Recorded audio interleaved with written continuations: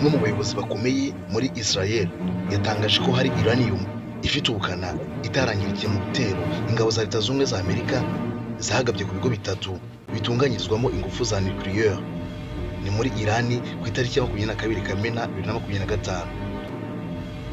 Uyu muyobozi utashatse kuba mumenya amazina ye yabwiye abanyamakuru b'Abanyamerika ko uranium itarangiritse itabye mu butaka bwo ku kigo cya nucleaire cya Isfahan kandi ko Irani yagorwa cyane no kwigeraho.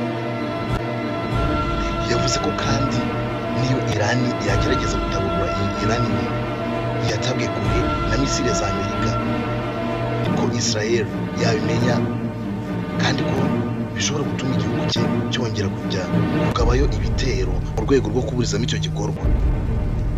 Uyu mugabo yavuze ko Israel yakoze ubusesenguzi ku ngaruka z'igitero Amerika yagabye ku bigo bya Iran bitunganyirizwamo uranium, ibona ko gahunda ya Iran yo gukora ibitwaro kirimbuzi yasubijweho inyuma imyaka 2. Umuvugizi w'ibiro bya Perezida wa Amerika Anna Kerry yatangaje ko ingabo z'igihugu zabo zasenye burundu ibikorwa remezo bya Iran bitunganyirizwamo ingufu za nucleaire, aho yaje kuvuga ko nk'uko Perezida Trump yabivuze inshuro nyinshi Operation Midnight Hammer yasenye burundu ibikorwa remezo bya Iran bitunganyirizwamo ingufu za nucleaire. Gusa kuri Iran isuku bimeze kubera ko Iran yo ivuga ko abayishinja umugambi wo gukora ibitwaro kirimbuzi baba bashaka kuyigirira nabi. Isobanura ko itunganya uranium kugira ngo iyifashishe mu bikorwa bidahungabanya amahoro.